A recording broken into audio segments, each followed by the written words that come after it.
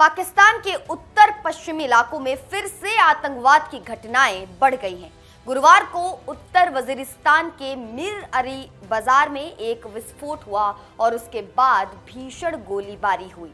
लेकिन इस घटना को समझने के लिए हमें पिछले दशक की राजनीति को समझना होगा और ये समझना होगा कि तहरीक-ए-तालिबान पाकिस्तान यानी टीटीपी आखिर कैसे बना और आज क्यों ये पाकिस्तान के लिए इतना बड़ा खतरा बन गया है। दरअसल 2000 के दशक में अमेरिका और उसके सहयोगियों ने अफगानिस्तान में तालिबान को खत्म करने के लिए एक बड़ा सैनिक अभियान चलाया।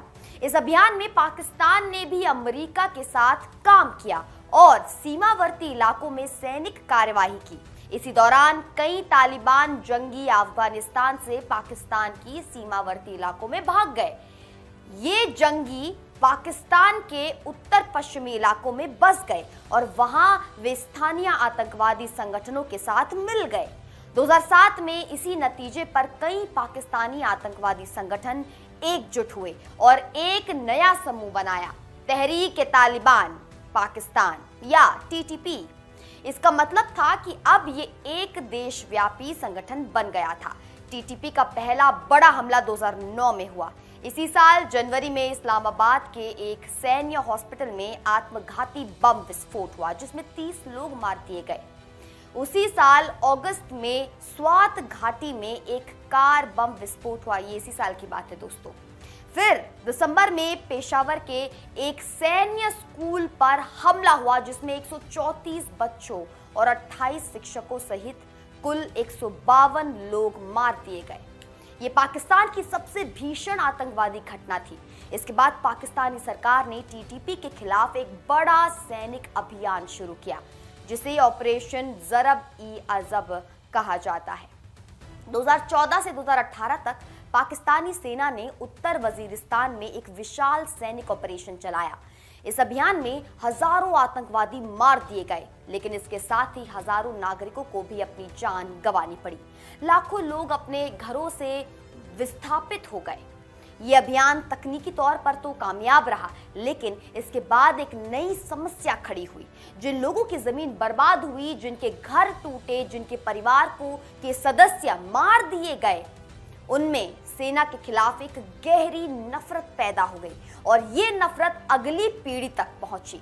2018 के बाद सरकार ने एक शांति समझौता करने की कोशिश की। पाकिस्तानी सरकार और टीटीपी के बीच बातचीत हुई।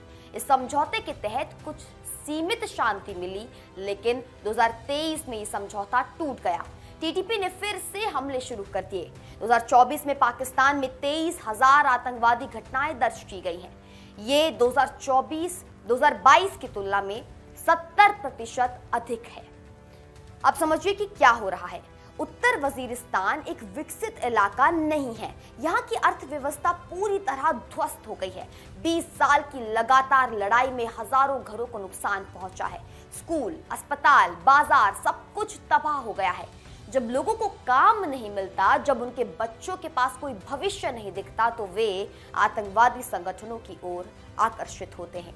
टीटीपी नौजवानों को हजारों रुपए देता है, उन्हें एक कारण देता है और उन्हें हथियार देता है। इसलिए भले ही सेना ने बहुत सारे आतंकवादियों को मार दिया हो, लेकिन नए सदस्य लगातार भर्ती हो रहे हैं। इसी कारण की वजह से पिछले कुछ महीनों में हमलों की संख्या तेजी से बढ़ी है। पिछले शुक्रवार को बोया में एक सुरक्षा शिविर पर हमला हुआ। इसी सप्ताह मीर अली में दूसरा हमला हुआ। इससे पहले जून में मीर अली में एक कार बम विस्फोट हुआ जिसमें 16 सैनिकों की जान गई। ये घटनाएं दिखाती हैं कि टीटीपी अभी भी एक मजबूत संगठन है और उसके पास अभी भी आतंकवाद करने की क्षमता है। अब सवाल ये है कि पाकिस्तानी सरकार को क्या करना चाहिए। सिर्फ सैनिक कार्रवाई से ये समस्या हल नहीं होगी, क्योंकि हर बार जब एक आतंकवादी मार दिया जाता है तो उसकी जगह दूसरा आ जाता है। सरकार को उत्तर पश्चिमी इलाकों में विकास पर ध्यान देना होगा। शिक्षा, रोजगार, बुनियादी ढांचा, ये सब चीजें आतंकवाद को रोकने के लिए सैनिक कार्रवाई जितनी ही महत्वपूर्ण है। अगर सरकार नहीं बदलेगी तो ये चक्र बंद नहीं होने वाला। टीटीपी के हमले जारी रहेंगे, सेना जवाबी कार्यवाही करेगी और बीच में आम नागरिकों को ही नुकसान उठाना पड़ेगा।